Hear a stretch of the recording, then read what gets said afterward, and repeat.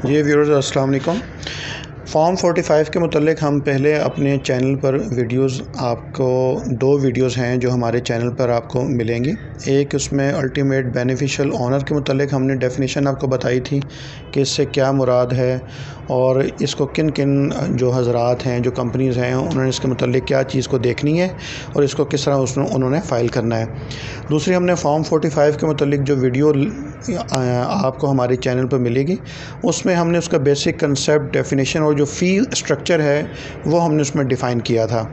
लेकिन हमारे कुछ व्यूअर्स जो हैं, जिनको हमारे जो फ़ीडबैक हमें अपने चैनल से हमारे वीडियोस पे इसमें आ रहा है, एक कसीर तादाद ये चाह रही है कि हम इसको स्टेप बाय स्टेप आपको इसकी फ़ाइलिंग का तरीका बताएं कि ये फॉर्म 45 को एक्चुअली फ़ाइल कैसे करना है।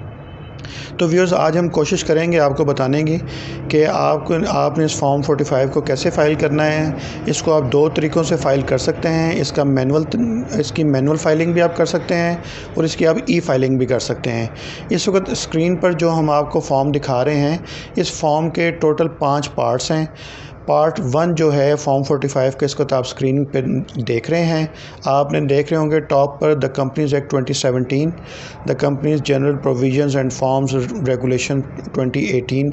ये फॉर्म का इसकी हेडिंग है और नीचे इसका पार्ट 1 जो है वो आपको इसको अपने स्क्रीन पर आप देख रहे हैं। तो इसमें कोई इतना मुश्किल प्रोसीजर नहीं है, सिंपल है। आप इसको गौर से देखिए। अगर आपको एक दफ़ा इसको समझ ना आए तो आप ये वीडियो दोबारा देख सकते हैं। फिर भी समझ ना आए तो आप इसको दोबारा भी इसको रिपीट पे देख सकते हैं। और यहाँ पे हम आज आपको स्टेप बाय स्टेप इसकी तमाम फाइलिंग का आपको तरीका इसका बताएंगे।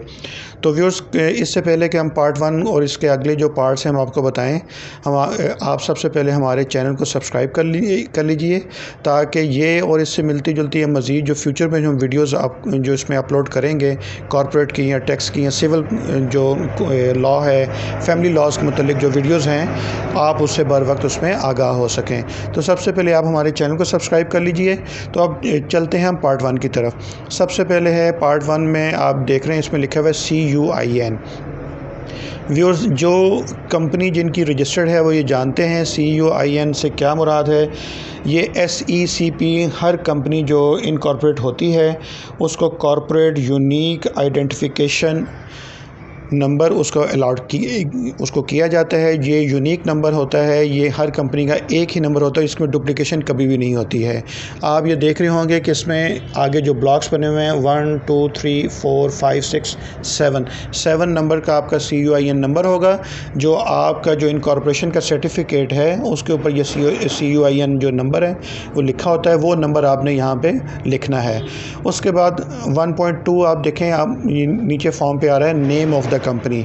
आपका इनकॉर्पोरेशन सर्टिफिकेट के ऊपर जो कंपनी का नेम जो आपको जो SECP ने आपको रजिस्टर्ड किया है, let's suppose ABC private limited है या ABC SMC प्राइवेट लिमिटेड है या पब्लिक लिमिटेड है, जो भी है, आप यहाँ पे अपनी वो कंपनी का नाम आप यहाँ पे इसमें लिखेंगे।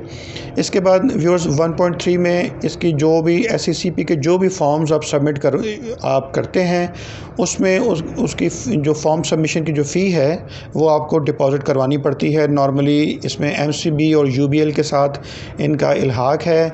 आप MCB के जो डेजिग्नेटेड ब्रांचेज़ आपको वो हैं उसमें आप करवा सकते हैं, आप इसमें UBL की ब्रांचेज़ में करवा सकते हैं, और अगर आप चाहें तो थ्रू अपने डेबिट कार्ड से या आप वीज़ा कार्ड के थ्रू आप ऑनलाइन भी इसकी पेमेंट जो है वो कर सकते हैं। आपने इसको जो चालान है, जो आपने फॉर्म 45 की जो फ़ी हमने अपने चैनल पर दूसरी जो वीडियो है फॉर्म 45 की, उसमें हमने इसमें डिटेल के साथ इसकी सारी फ़ी वहाँ पे दी हुई है। आप वहाँ से इसको चेक कर सकते हैं। चालान आप इसको ऑनलाइन जनरेट करेंगे और इसके बाद आप जो अमाउंट है वो आप इसमें लिखेंगे और जितनी फ़ी आपने जमा करवाई है वो आप लिख के, चालान का नंबर लिख के, तो ये समझें आपका पार्ट 1 यहाँ पर कंप्लीट हो जाएगा। बिल्कुल सिंपल है, इजी है, इसमें मुश्किल नहीं है। सबसे पहले आपने अपना कंपनी का जो यूनिक आइडेंटिफिकेशन नंबर है वो आपने लिखना है, नेम ऑफ़ द कंपनी में आपने लिखना है, और जो फ़ी आपने जमा करवाई है, जो चालान का नंबर आपने जनरेट किया है और जिस डेट को आपने किया है वो आपने इसके यहाँ पे उसकी डिटेल को मेंशन करना है। अब व्यूअर्स, इसके बाद आप स्क्रीन पर देख रहे हैं पार्ट 2 ऑफ द फॉर्म है, फॉर्म 45 का पार्ट 2 है। 2.1 हमें ऊपर बता रहा है compliance against notice issued under sub regulation 1 of regulation 19A। आप सिंपल जो नीचे जो सीरियल नंबर दिए गए हैं लेफ़्ट साइड पर और आगे उसका पर्टिकुलर्स का कॉलम है और जो लास्ट पे है इसका रिस्पांस में है यस या नो। आपने इसको पढ़ना है गौर से और आगे फिर आपने इसका यस और नो में इसका जवाब आपने देना है। यहाँ पर मैं आपको डिटेल में आपको हम पढ़ के नहीं बता रहे ताकि आपका टाइम बच सके। आप इसको आराम सुकून से पढ़ सकते हैं। पर्टिकुलर्स के खाने में जो एक कॉलम है हम आपको पढ़ के बता देते हैं ताकि डिटेल में आप इसको समझ जाएं और आगे आपने इसी तरह इसका येस नो में जवाब देना है। इसका सीरियल नंबर 1 पर है द कंपनी इन मंथ। यहाँ पे आपने वो महीना लिखना है जो जिस महीने में आपने फॉर्म 42 के तहत जो आपके शेयर होल्डर्स हैं आपने उनको नोटिस दिया है वो महीना आपने यहाँ पे लिखना है। The company in month, let's suppose आपने मार्च में उनको नोटिस दिया है तो हम यहाँ पे लिख देंगे the company in March has issued a notice as per form 42 to every member directly holding at least 25% of shares or voting rights in the company or to the representative of every legal person or legal arrangement which holds at least 25% of shares or voting rights in the company। यहाँ पर आपको एक बात हम इसमें थोड़ी सी detail में बताते चलें। आपने फॉर्म 42 के तहत नोटिस उन हज़रात को, शेयर होल्डर्स को, डायरेक्टर्स को भेजना है जिसका कंपनी में 25% या उससे ज़्यादा का शेयर है। जिनका उससे कम शेयर है उनको आप फॉर्म 42 का नोटिस आप उनको नहीं देंगे। इससे आगे चलते हैं। To obtain information of its ultimate beneficial owners in compliance with sub regulation 1 of regulation 19A। The total number of notice issued is, मतलब जितने 25% से ज़्यादा जो शेयर होल्डर्स से जितने आपने उनको नोटिस दिए हैं वो आपने उनकी तादाद यहाँ पे लिखनी है। अब अगर आपने उनको नोटिस दिया है तो आगे आप लिखेंगे येस और अगर आपने नोटिस अगर नहीं दिया तो आप लिखेंगे नो। अब यहाँ पे जो नेक्स्ट कॉलम है उसमें फॉर्म आपसे जो SECB पूछ रहा है कि अगर आपका जवाब येस में है तो फिर इसमें जो नेक्स्ट जो पर्टिकुलर है the company has receive declaration as per form 43 from the members. जो आपने फॉर्म 42 के तहत आपने उनको नोटिस जारी किए थे तो क्या फॉर्म 43 के तहत आपको उनकी वो रिसीविंग हो गई है? अगर वो हो गई है तो आप लिखेंगे येस और अगर नहीं हुई तो आप कहेंगे नो। इसमें नेक्स्ट जो इसका है वो total number of members directly holding at least 25% of shares और voting rights in the company and representatives and so on. इसका जो आगे ऊपर आपने जवाब दे दिया है। अब इसमें नेक्स्ट जो नंबर 3 पे है, अगर आपका जवाब येस में है तो आपसे फिर SECB पूछ रहा है the company has noted accurate particular of its ultimate beneficial owners received from the person's wide declaration as per form 43 in a register of ultimate beneficial owner। ये रजिस्टर जो हर कंपनी ने मेंटेन करना है। अब वो SECB आपसे पूछ रहा है कि जो आपको इन्फॉर्मेशन रिसीव्ड हुई आपने प्रॉपर उसको रजिस्टर में मेंटेन कर दिया है या नहीं किया है। अगर आपने कर दिया है तो इसको येस करेंगे और अगर आपने नहीं किया तो आप इसमें नो लिखेंगे। नेक्स्ट कॉलम 4 है, इसमें the board of directors of the company has authorised its chief executive officer और वन ऑफ इट्स डायरेक्टर्स और officers to provide the information required under sub regulation 6। इसमें ये इसको आप पढ़ के तफसील से इसका भी जवाब अगर येस में है तो आप इसको येस करेंगे और अगर नो है तो इसको आप नो में करेंगे। नेक्स्ट इसका कॉलम जो 5 है वो ये कह रहा है कि अगर जो कॉलम 4 का अगर आपने जवाब येस में दिया है तो देन आप बताएं the company has nominated the following officer as required in terms of sub regulation 6 of regulation 19A। तो इसमें आपने उनका नाम लिखना है, फादर नेम है, जो कंपनी में डेजिग्नेशन है, वो डायरेक्टर हैं, चीफ एग्जीक्यूटिव हैं, शेयर होल्डर हैं, जो भी आपने यहाँ पर लिखेंगे। उनका NIC नंबर होगा, जो सेल नंबर जो है वो लिखेंगे, जो ईमेल एड्रेस है और जो उनका रेजिडेंशियल एड्रेस है, ये डिटेल आपने यहाँ पर मेंशन आपने करनी है। तो यूँ जनाब आपका ये पार्ट 2 जो है वो कंप्लीट हो जाएगा। Very simple. आपको फिर भी अगर पार्ट 2 की फाइलिंग में अगर आपको कोई समझ नहीं आ रही कि कैसे फिल करना है, आप हमारे कमेंट सेक्शन में आप हमसे क्वेश्चन करके आप मज़ीद भी इसकी जो डिटेल है वो हमसे पूछ सकते हैं। आपको किसी किस्म की इसमें हिचकिचाहट की ज़रूरत नहीं है। हम कोशिश करेंगे आपसे जल्द से जल्द आपकी जो उसकी आपके जो क्वेश्चन है, जो क्यूरी है, हम आपको आपको उसका विद इन शॉर्ट टाइम हम आपको उसका जवाब दे सकें।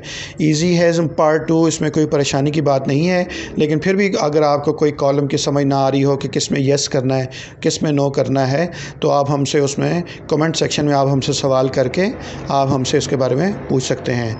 तो व्यूअर्स, नेक्स्ट हम चलते हैं पार्ट 3 की तरफ। पार्ट 3 इस वक्त आप स्क्रीन पर देख रहे हैं। पार्ट 3 के भी इसी तरह से 3 सेक्शन बनाए गए हैं। सबसे पहले इसके सीरियल नंबर है, फिर सेकंड में पर्टिकुलर्स हैं, और आखिर में जो आपका इस पर रिस्पांस है वो इसमें दिया गया है।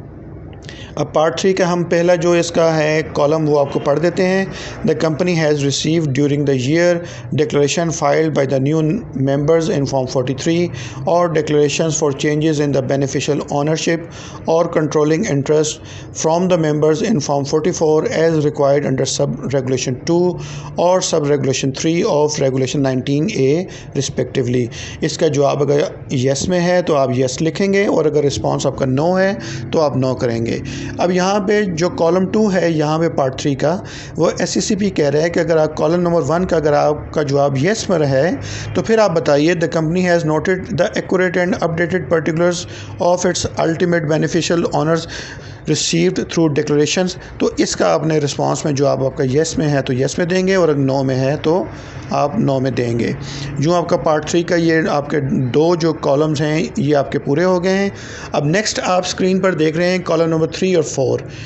इसका व्यूअर्स, द कॉलम नंबर 3 में the board of directors of the company has authorized its chief executive officer or one of its directors or officers to provide the information required under sub-regulation 6 of regulation 19A to the registrar or any other authority or agency pursuant to the powers to call for information entrusted to by law to such authority or agency and to provide further assistance as may be required।